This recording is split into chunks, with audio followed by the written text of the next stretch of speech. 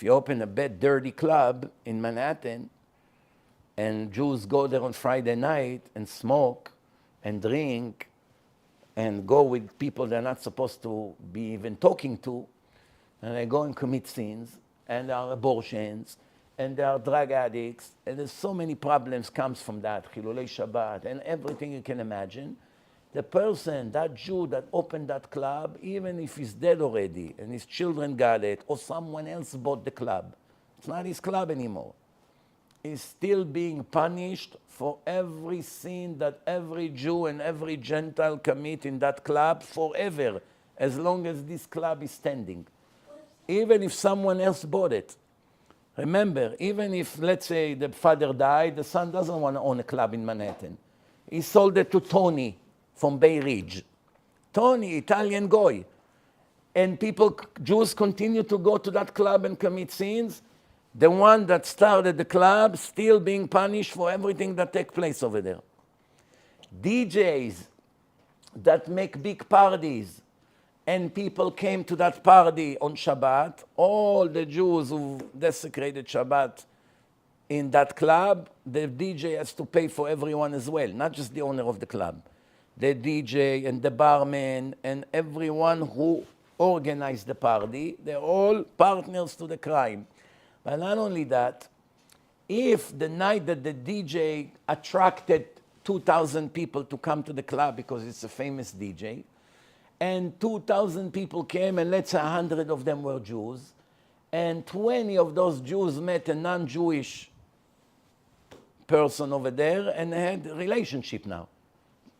Boyfriend and girlfriend for months or for years.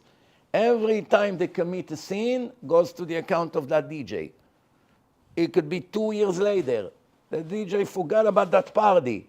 That party brought all the people together into that place, and all the sins that will continue because of that party goes to the owner of the club and to the DJ and to the promoter and to people that put the advertisement. For instance, everyone who invited Santa Claus to give a speech in his synagogue, in his community, and he comes with his heresy and revolt against Hashem with his nonsense and corrupted ideology, and people buy his garbage, and from now on they continue to share it with others, and other people invite him. The person that is responsible, the first one, has to be punished for all the heresy that thousands of people violate every day in the world as results of that lecture and that video that went online. That's why when we started TorahAnytime.com, I was the first one there. But then we started, then Rabbi Aderet, Rabbi Yigal Chaimov, those was the first ones, if I remember all the list correctly. And then by now, 90% of the speakers, I don't even know who they are, but it's people that I guess became speakers later, and they joined. I told once the two brothers that started this, I told them you have to be very careful not to ever put any heretic speaker on the site. Because if you have 500 kosher speakers and you're going to have 2 or 3 heretics, it messed up the whole thing. Because when you do good and bad at the same time, the good is not as great as it was. Because you don't want to have a cause that spreads so much good Torah and make Baalei Tshuva and inspire people and teach them halachot and teach them emunah and teach them hashkafa and modesty, and at the same time you have few horrible reshaim arurim like my blacklist, and they spread their garbage to the world. So you became now a broker of Hashem and a broker of the Satan without realizing it. That's why you got to be very, very careful before you invite anybody to speak, before you put video online, before you post any video on WhatsApp groups. You have to be very, very careful. Anything you do to promote any one of those 15 horrible Reshaim Arurim in my blacklist, you are liable for eternity, because it's not just that lecture, it's what came out of it. It's people that have now a corrupted idea and they're going to modern, open orthodoxy, and they now make fun at Chazal. and all kinds of things that they heard from these garbage speakers. It's destroying the world. But you are responsible for everything. Why? Because you posted for the first time on a group, and now 50 people started to listen to these lowlifes non-stop. And remember, the majority of the people are not able to tell the difference between a full kosher speaker to a heretic speaker. They don't know. They have no idea. It doesn't matter. Litvish, Hasidish, Baalei Tshuva, Sfaradim. Does not matter. You can have people sometimes that are religious all their life, and they get excited from the most horrific heresy you can imagine.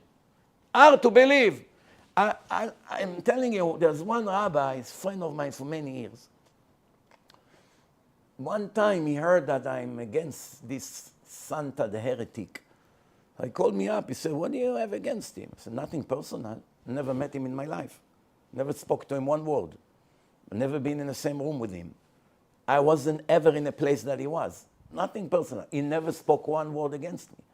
He never did anything personal to me. It's nothing personal. So what is it? I said, why? Why is it your interest? He told me, no, because I listened to one of his clips. It was actually interesting. I said to him, hold on 1 minute. Let me send you 6 other clips. He told me, well, but can you tell me first before you send what's the problem? I told him, yeah, it's the #1 heretic in the world today. Nobody makes more damage than him. Now there is someone worse than him. You know? But I sent him 6 short clips and a letter with all the problems from other places. He almost got a heart attack. He told me, wow, I'm so lucky I called you. My ears fell off. Wow.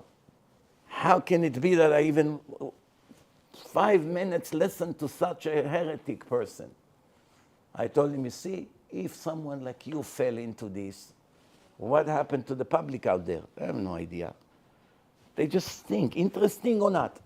But if you listen to a Christian priest, I'm sure that you're going to find a lot of interesting things he says in his speeches. But he believes in a person that is a God. If you listen to an imam from the Hamas, I'm sure some of the things he would say in his speech will be interesting. Why otherwise he has thousands of listeners to every one of his speeches? It has to be at least partially interesting, but it doesn't mean you're allowed to look in their face, these Reshaim Arurim. You can't even listen to them, and you can't even look at them. You're not allowed to look in the face of a person that spread heresies, Rasha Merusha Machtia Rabim. Cannot be in the same room with him. אסור לעמוד 4 אמות במחיצתו. Do you understand?